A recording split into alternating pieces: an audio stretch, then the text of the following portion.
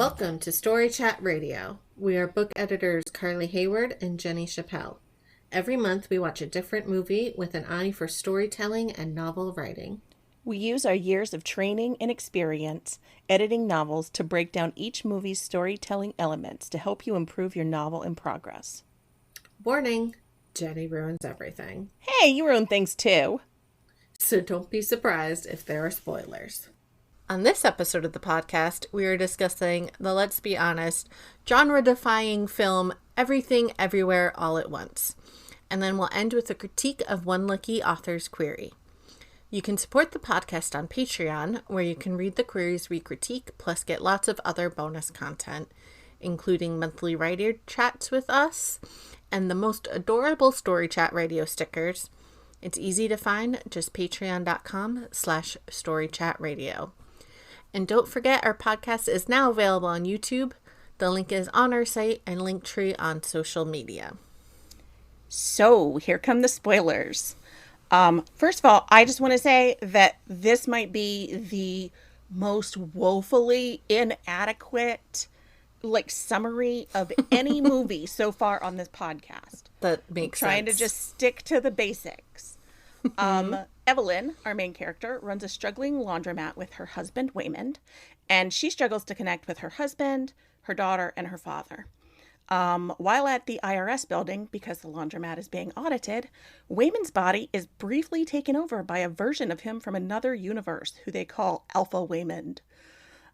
He explains that his universe developed verse jumping technology that allows people to access the skills, memories, and bodies of their parallel universe counterparts.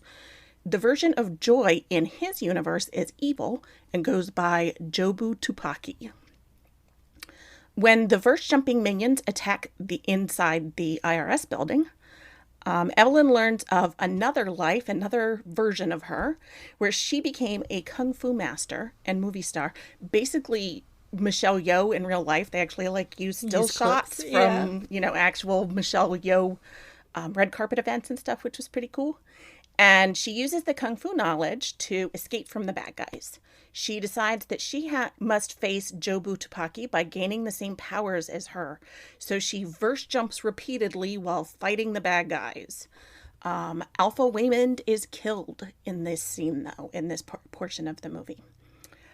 So after that, Evelyn discovers other bizarre universes and learns that Jobu Tupaki created the everything bagel of truth. That is the thing that might destroy the whole universe. Not to destroy everything, but to destroy herself. And she has been searching for a version of Evelyn who can understand her. Evelyn almost joins Jobu Tupaki in entering the bagel, but stops when she hears Waymond's calls to be kind and have hope. So Evelyn defeats the bad guys by using her multiverse knowledge to find what's hurting each of them and giving them happiness. Then she tells Jobu Tupaki that she is not alone and that Evelyn will always choose to be with her, thus stopping the threat. Like I said, woefully inadequate. So inadequate. What did you think about the movie? Oh my God. Okay, so this might be one of my new favorite movies. I just loved it and everything about it so much. It was this great look at mental health and meaning, which is not clear at all in that description. Exactly. While being super absurdist and funny, and that juxtaposition of drama and tragedy with absurdism and humor was just phenomenal. And I mean, to be fair, I think both tend to be conveyed the best when they're conveyed together. Mm-hmm. But because you kind of need that juxtaposition to make it work. But it was amazing. And all the acting was amazing. Can we talk about Michelle Yeoh? Because I'm just going to say she was amazing. I'm just going to repeat amazing. I loved this movie. I think that's a good description. Yeah. Amazing. Podcast amazing. Over. The We're end. Done. Everyone watch just do the movie. Mm-hmm. That's all the advice. I'm definitely still cringing at some of the ridiculous moments, but like in a good way. Yeah. And I'm also still thinking about like all of the reflections on life and mentality and depression and anxiety and all the other millions of things it talks about, because it talks about everything all at once. That I could gush about this movie for a very long time. So anyway, what'd you think? You hated it? So I was instantly obsessed. Instantly. And went down such a rabbit hole, like immediately as soon as the movie was over. I was like on my phone Googling stuff about the movie. So just like learning more about it. Like apparently the lead was originally supposed to be Jackie Chan and the part was reworked for Michelle Yeoh. Oh. And I think the world is a significantly better place for that decision. Seriously. She was perfect. She was amazing. Huh. The erratic, chaotic nature of the movie was actually inspired by one of the writers growing up with undiagnosed ADHD, which, as you know, I relate to pretty hard. Yep. And I have to say, like, a lot of that mental health stuff you're talking about is, like, classic ADHD stuff. And there was so much stuff in here about, like, her having, like, all this untapped potential and being afraid she'll never live up to her potential and, like, feeling like she's a hot mess and, like, all the stuff that people with ADHD tend to think about themselves. Yep. And, like, just the sense of, like, sensory overwhelm, like overstimulation that can come in this movie in some scenes. That's what it's like living with ADHD. So yeah. So all of that I just thought was amazing. and so yeah, so there was also like all this intergenerational stuff with the family, and then just the sheer random weirdness of the other universes, and like somehow that all works perfectly together. I don't know. My only complaint about any of it at all is that I had to turn off captions because they were like going over the subtitles. Oh. So rude. Well, I don't like having captions on. It distracts me. Yeah. So I didn't have that problem. And I loved the like seamless English to what were they speaking, Mandarin? I'm not sure. Yeah, I don't know. Yeah. Just like the seamless like first generation in a new country, bilingual back and forth between the two languages was so good. Yeah, I agree. But otherwise, yeah. So the acting was amazing. How all the actors had to play multiple versions of themselves. The visuals are freaking stunning. And there were so many little elements. I feel like I could probably watch this a dozen times and still find something new each time. And I would definitely be watching it again. Yeah. So yeah, basically everyone needs to watch this movie like immediately. Agreed. Like I even want to buy it, and I don't buy movies. Right? Yeah. It was really good. So, what's something that this movie does well the authors can use in their writing? Okay. So there were so many things, but we had to pick something that we hadn't talked about before. Is it Rakakuni? Yes, it's Rakakuni. Everyone should use Rakakuni. Yes. Which, if you have not seen the movie, is kind of like Ratatouille, like Disney's Ratatouille. But a raccoon. Only a raccoon. And it's pretty great. So he like sits on a guy's head and treats him like a puppet. Yeah. To give you a level, like that's just to establish the baseline of absurdity. Yeah. We won't talk about the hot dog fingers for a while. No. I watched it with some friends and they were very upset by the hot dog fingers. It was definitely disturbing. Yeah. Anyway. And like, wait, we need to talk about the nacho cheese. We do? No, not really. But if anyone has seen the movie and you have theories about the nacho cheese and where the nacho cheese came from, I want to know. Okay, so what does this movie do well? Despite everything we've just said, it's very good at grounding the reader or viewer in this case. So, as we've made very clear, this movie is very, very hard to describe. It's hard to sum up, and just so much happens. Yet you never really feel lost in the movie. Even with all this weird stuff going on. Even with all of this weird stuff, I was always sure where we were, how we got there, what the characters wanted or needed. It was very clear. I was grounded. I was in it. And this is so important to nail in your story because it all correlates to how solidly your reader understands your writing, your world, and your story. So when you don't convey this to your reader clearly enough, they're going to feel lost. And a lost reader loses interest, misses things, or just kind of gives up on your book. This is where you get the did not finish readers. If they aren't grounded in your story, readers can't follow what is happening or why. They'll lose that connection to your story because they have nowhere to put their feet, so to speak. So you want your reader to feel secure within your story, and that is where grounding comes into play. If this movie wasn't impeccable at grounding, we would be completely lost. Like, very quickly, we learn the rules of jumping to the multiverses and where and when Michelle Yeoh is and who is after her. In a movie that deals with metaphysics, it has to keep the rules very clear and straightforward. If we're spending the whole time trying to figure out which Michelle Yeoh we're watching, we're going to miss what's happening in the scene. Right. So we need to know immediately which multiverse we're in and what we're getting out of it. And that all comes to grounding. Yeah, totally agree. Like, there is so much random weirdness happening, and there's like so many emotions, just the whole spectrum. So I agree that the grounding is really essential in this story. So I think that's a great thing for us to take away from this. So in terms of writing, at the beginning of each scene, the reader needs to know some essential elements in order to feel grounded. So they need to know where and when the scene takes place, which characters are present, what the characters are doing, and then to have some idea of kind of how it all connects to the previous scene. So let's start by talking a little about setting. So remember, setting is both where and when something takes place. So this was one of the things I love about the movie. There are all these little cues that tell the viewer which universe we're in at any given time. So for example, in the universe where Evelyn is fighting off the bad guys, the lighting is always dim.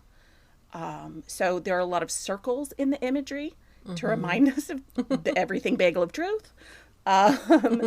The different Evelyns have different haircuts and ways of dressing. And there are these small details that just really give a quick way of letting us know where we are. Now, in a movie, a lot of that is always going to be visual, just because of the medium. But in a book, you have the chance to include more details. So within the first paragraph, the reader needs to start getting information about where and when the scene is happening. Sometimes, depending on the story, it works to just state that right under the chapter header. But it really does need to be more. Even if you're doing that, it still needs to be more than just like a city and date. In the narrative itself, you need to create a felt sense, really, of the character's immediate vicinity. What can your characters see? What do they hear? What smells, tastes, and textures might there be? Obviously, you're not going to have a taste in every single scene, but the rest of these you should be able to. What's the temperature and the weather? And then you're going to take that even a step further by using these details to set the tone and mood as well. So like the dim lighting in the fighting universe really contributes to the tension. So just consider not just what the reader needs to know, but also how to select details that will help really set that mood too. Exactly. Okay. Now let's talk about orienting to your characters. So the first person you have to orient to is your narrator. If they are one of your main characters, it's important to ground your reader in their body, in their mind, in their point of view. You need readers to quickly understand the person they're following and who they are as a person. So what is their personality? What do they want? How do they speak? How do they feel about the world around them? All of these details show who a person is, and that is how you solidify a character. So when you introduce new characters, it's important to present them quickly and succinctly so that the story can proceed without too much interruption. So you need to decide what readers need to know about the character. Looks should only kind of be mentioned as a means of differentiating the character. You want to keep it to simple and iconic features. More often than not, you want to introduce a physical feature as a characteristic of the character, something that kind of shows their personality, so it's not meaningless. So physical characteristics can have connotations to a person's personality. So like Jenny has big curly hair, and because of that, I know she gets really frazzled very easily, obviously. Or Those something things are obviously connected. Or something, Yeah. that's a better example than that. Or you can use physicality to kind of show like a nervous tic or emotion. So once you come up with a couple of physical characteristics, you want to quickly show their personality. Are they often anxious and caring? Have them tap their foot and have a worry line between their brows. And the best thing about all of this is that whatever you show about the character is just as much a reflection on the narrator as it is on the new character. So even if your narrator is omniscient or not part of the story, the things they notice about another character is also very telling. So the fact that I think Jenny's frizz is related to being frazzled just shows that I've read too much Magic School Bus. I mean, it's an apt comparison. I think so. Frizz and frazzle, like, it just, matches. So anyway, so if you go back and watch this movie for an eye on the characters, you'll basically see how brilliant all of these actors are. Yeah. We know immediately which Waymond we're dealing with, because every time it's Alpha Waymond, he removes his glasses. Mm-hmm. But also, it's because his confidence is much clearer than in our Waymond. We know exactly where Evelyn is based on the characters around her, the way she looks, where she is, and how she acts. It's even clear when our Evelyn has jumped into a body versus when she's everyone all at once. Her mannerisms change, the way she carries herself. Basically, all of this shows us who a character is very quickly and succinctly, so we know who we're dealing with and why. Yeah, and I think you can do those visual things even still in a book. Oh, yeah. You would just describe them then, what does it look like? What is the difference in Evelyn's body when she is, everything everywhere all at once? And when she's everyone, all the Evelyns, or like what is that how does Waymond show that confidence? Exactly. In his body, he stands a little taller and, all of those kinds of things. So, swings his fanny pack around like nunchucks. He does. I never thought of those as being a weapon, but now I'm going to buy one. You need it. Because of all the people I have to fight off all the time. All the time. It's important. Definitely. All right. So, those are the two most important elements that we need as soon as we get into any new scene. That's what the reader really needs to know first and foremost. Where are we? Who else is there? Those are the things we need to know. So then we can get into other details. Consider what world building elements need to be in place. These are the things that go deeper than like architecture. What technology or magic might be in use? What is the clothing like, and how does that reflect the world? What elements of society and culture need to be present in that scene? How does all of that relate back to the main character and their place in the world? How does it affect what they're doing in the scene? So for each of these elements, consider how much explanation each thing needs. It can be tempting to go into a lot of detail, especially when you've spent a lot of time researching and or creating these kinds of elements. But you want to make sure you're not overwhelming your reader with too much all at once. Breadcrumbs, breadcrumbs, breadcrumbs. And keep in mind that you need world building in every single story, even contemporary stories. Yep. You are still building a world in a contemporary novel. It's just that the world you're building is our world. But you still need to include these elements. The movie shows us this in all kinds of ways. So, for example, we know who the verse jumpers are because they have the little glowy earpieces. So consider what you can do to help the reader get and stay oriented to the things that are unique in your world. Yeah, I agree. Okay. So next, you need to ground readers into what the main character is doing and their GMC.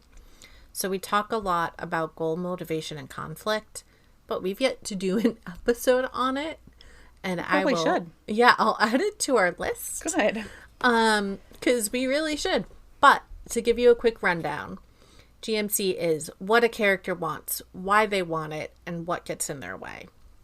So you'll have a larger GMC that overarches the whole story, but you'll also have one for each scene. So when we begin a scene, it needs to be clear what your character's goals are, why they are reaching for that goal, and then what is stopping them from reaching it. You need to clearly establish these things so that a reader can understand the purpose of a scene and where we're going. So when these things aren't clear, that's when we can easily end up in the kind of all vibes, no plot territory. Evelyn spends the first half of the movie very lost, but we know what she wants: to keep herself and her family safe, to get out of the building, and to not lose, her entire life. We know she wants this because she's scared and confused. And these chaos monsters are coming in and messing that all up. So the GMC of a scene can be very simple, basically a matter of survival or learning who a murderer is. But if the reader isn't clear on it, if they aren't completely oriented to the character's goals and reasons behind those goals, the scene will feel like fluff or irrelevant or random. Yeah. So nothing's going to lose a reader faster than a scene that does nothing. And on another level, understanding a GMC for a character will also let readers understand the choices that your characters make. That way, even if a reader disagrees with the choice, they'll understand where it comes from and kind of be on board. Mm-hmm. So, orienting readers to GMC keeps the plot moving and the reader interested and invested in where it's going, basically. How have we not done a GMC episode? I don't know. I'm still stuck on that. Yeah. Did you hear anything else I said? I don't listen to you. Yeah, that's fair. You heard that, though. That's improvement. I just listen so I know when it's my time to talk. Mm-hmm. That's really all. Yeah. So you need these elements to ground the reader at the beginning of each new scene. Let me repeat that. You need to orient your reader right away at the beginning of each scene. Keep in mind that scenes and chapters are not necessarily the same thing. Yes. And that you don't necessarily have to have that orientation at the beginning of each chapter if it is all continuing one scene. Oh, we did talk about that recently, though. We did. There's a topic we talked about. So yeah, you got to have that in every scene. But you also need to include little bits of orientation throughout each scene, and that's going to vary a little depending on the scene. So, for example, the first half of a book is generally going to require more orientation than the second half will. Normally by the midpoint, you will have introduced most, if not all, of the characters, the world-building concepts, and at least mentioned most of the settings. The reader will feel grounded in the GMC for the story as a whole. So when that's not handled well, though, this can really make the pacing feel too slow in the beginning. Mm-hmm. But then Act 2 is the part of the story where the main character is learning a lot of new information. And it's easy to get carried away with introducing all of that and explaining it. So 9 times out of 10, when I see soggy middles in a manuscript, it's because there's too much explanation happening in that portion of the story. So again, breadcrumbs. Breadcrumbs. Yes. And then by the time you get to the end, you really shouldn't need to do much grounding or explanation on a story level. Remember, each scene still needs to do their own orientation of where we are, who's there, what they're doing. But you probably won't be introducing a lot of new concepts in that last part of your story. Yeah, that's a great point. Okay, so now we're going to get into the dreaded advice of show and tell. Is that dreaded? I feel like everyone says show versus tell, and it gets repeated so much and loses all meaning. I agree. Anyway, showing and telling really go hand in hand, and you want both of them, despite what people seem to think. It's a delicate balance between the two, and it all comes down to knowing when you want to show and when you want to tell. And one of the things that is most affected by this is grounding your readers. So grounding your readers can seem like it's all about showing, because you want to show your readers the world, but sometimes it is about telling.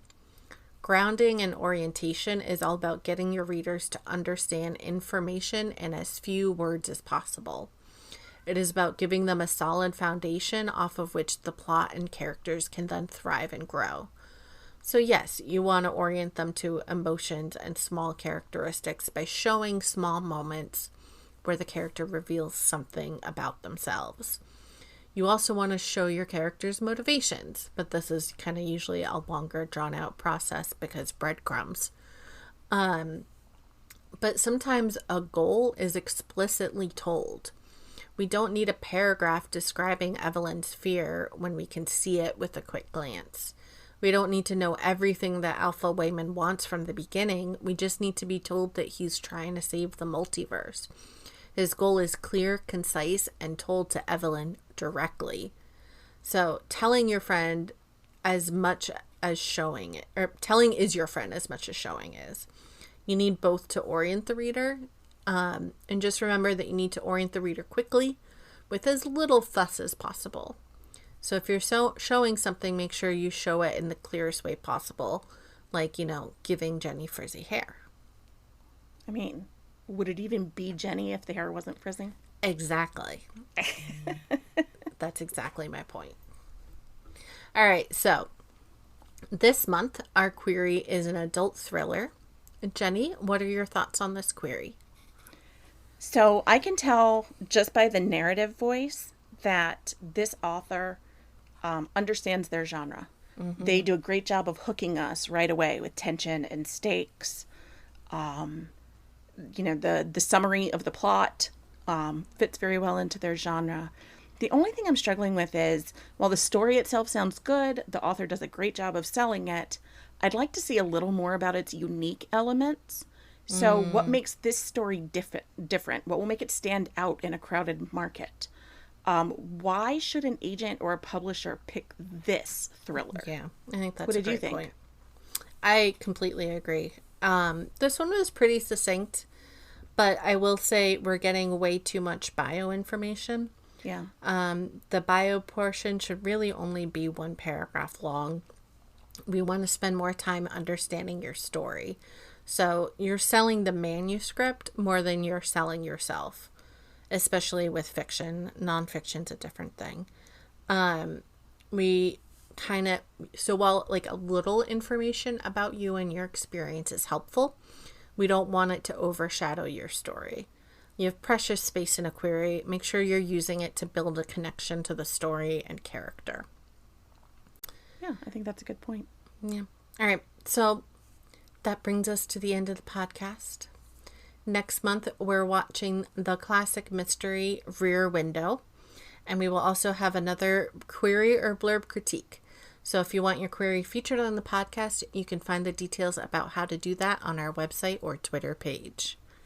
You can find our podcast on our website, storychatradio.com. You can follow us on YouTube, Spotify, Apple Podcasts, Google Podcasts, or many other streaming services. While you're there, please leave us a rating. You can see this month's query in its entirety and support the show at patreon.com/storychatradio. You can also follow us on Twitter and Instagram at storychatradio. Thanks for joining in our nonsense.